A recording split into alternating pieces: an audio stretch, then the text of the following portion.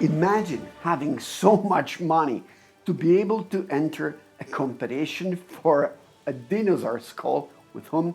With Leonardo DiCaprio. Yes, that's what happened to Nicolas Cage. Or building medieval castle you never sleep in, or keeping fully venomous cobras in your living room. That's not a movie pilot, that's Nicolas Cage life. Imagine being so rich that you buy a stolen dinosaur skull just because Leonardo DiCaprio wanted it, or spending hundreds of thousands on venomous snakes that could kill you, or purchasing 2 medieval castles you never even sleep in. That's not a Nicolas Cage movie. That's Nicolas Cage's actual life. The Oscar-winning actor once had $150 million, and he blew through every penny buying some of the most bizarre, eccentric, insane things you've ever heard of. Shrunken heads, haunted mansions, a pet octopus for acting purposes, and a 9-foot pyramid tomb for when he dies.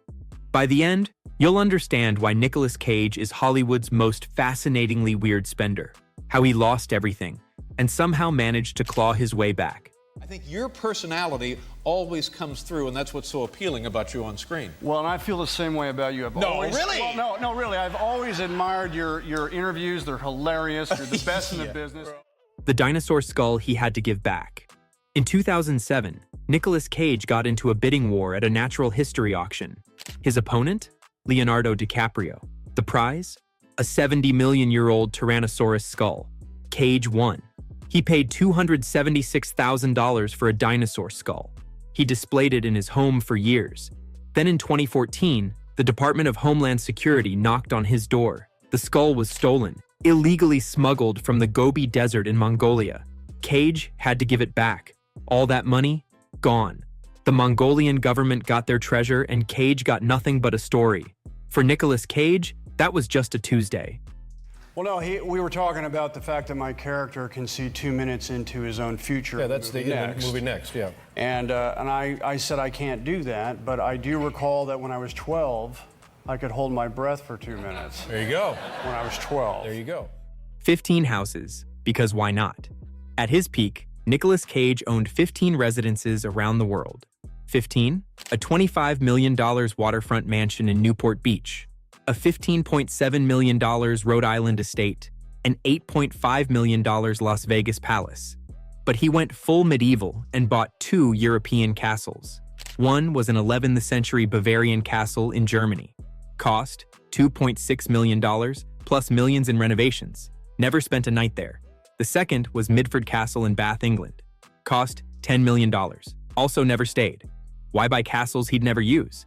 According to Cage, he was on a holy grail quest.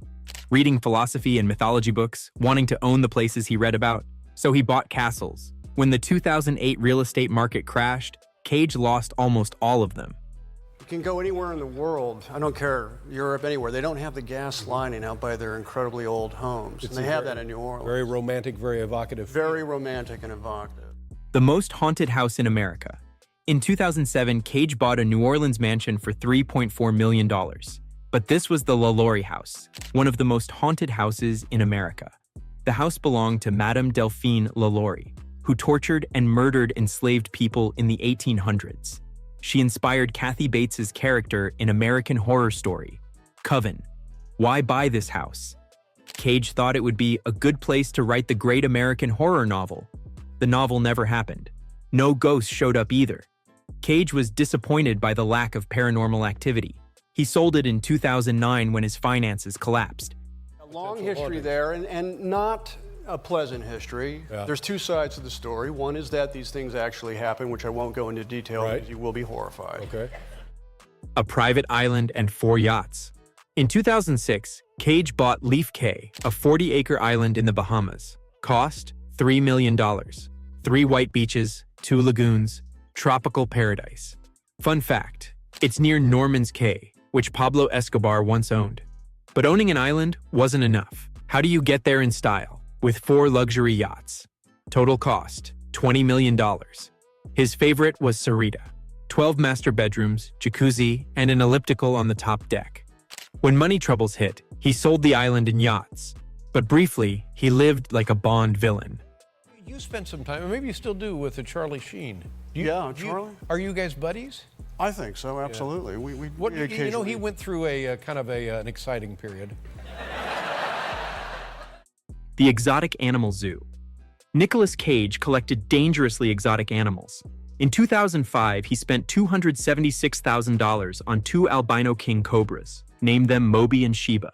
And he didn't have their venom removed. Fully venomous, deadly snakes in his house, kept antidote serum on the wall in case anyone got bitten. He also bought a pet octopus for $150,000, not for decoration, for his acting. Cage claimed the octopus helped his performances. It brought him luck and boosted his abilities. How? No one knows.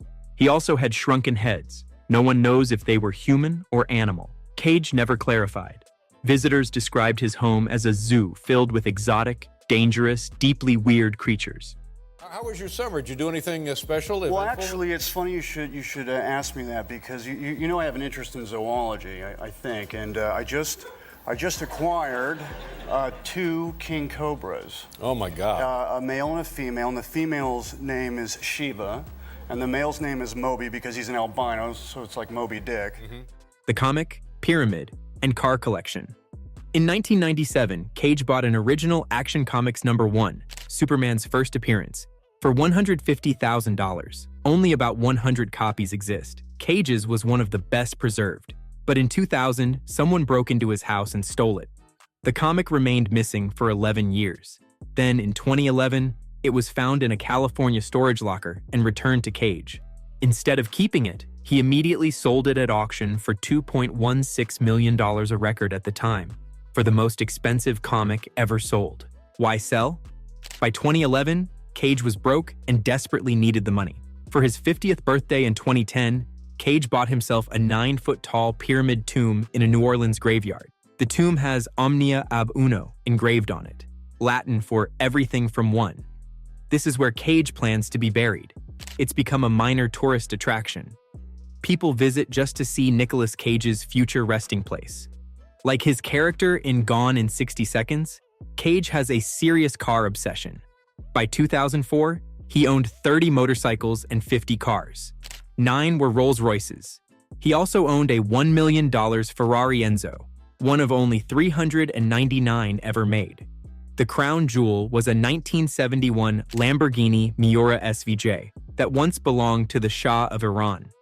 Cage paid $450,000 for it in 1997. It had fewer than 2,000 miles and still had the original snow tires from the Shah's skiing trips. Cage's former business manager later claimed he begged the actor to sell some cars to avoid bankruptcy. Cage refused. He loved his cars too much. In 1994, Cage got a large back tattoo of a lizard wearing a top hat and twirling a cane. When asked why, he told the Philadelphia Inquirer that other cultures have initiations into manhood, and that's what the tattoo was for me.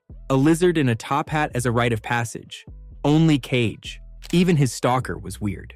While filming Bringing Out the Dead, Cage was stalked by a mime. The mime kept appearing on set doing strange things. No one knew how the mime got past security. Cage told Parade magazine he found it unsettling and worried the mime was silent but maybe deadly. Are you prepared to be known, Nicolas Cage? I guess I'm finally prepared to no longer be anonymous and be known. Brave man. The financial collapse and comeback. By 2009, everything crashed. Cage owed the IRS $6.2 million. He was forced to foreclose on several properties. His financial manager allegedly mismanaged his money, and Cage sued for fraud. The manager countersued, claiming Cage's spending was out of control. The lawsuits were dismissed in 2010, but the damage was done. Cage had blown through $150 million. To pay off debts, Cage started taking every movie role offered. Some were critically acclaimed indies like Pig and Mandy. Others went straight to video. He worked relentlessly. Slowly, he climbed out of debt. By 2022, Cage confirmed he'd settled all debts. Today, he's worth an estimated $40 million. Nicolas Cage's spending spree is a cautionary tale about wealth and impulse control, but it's also a story about passion, eccentricity, and living life on your own terms, no matter how insane. Cage didn't buy stocks or invest wisely. He bought dinosaur skulls, haunted houses, and venomous snakes, and the world is more interesting because of it. So what do you think? Is Nicolas Cage a genius or completely out of his mind? Drop your thoughts in the comments. If you found this entertaining, smash that like button and subscribe for more bizarre celebrity deep dives. Hit the bell so you don't miss our next video. Share this with anyone who thinks they're bad with money. At least they didn't buy a stolen dinosaur skull. Was Nicolas Cage just reckless or unapologetically himself? Probably he was himself. He didn't invest in safe assets. He invested in castle, comics, cobras, and cows. And somehow, after losing $150 million, he rebuilt his career from the ground up. Drop your verdict in the comments. Genius or completely insane? And subscribe for more deep dives into Hollywood stories. We're Spoiler Alert Cinema, and we wish you a wonderful day.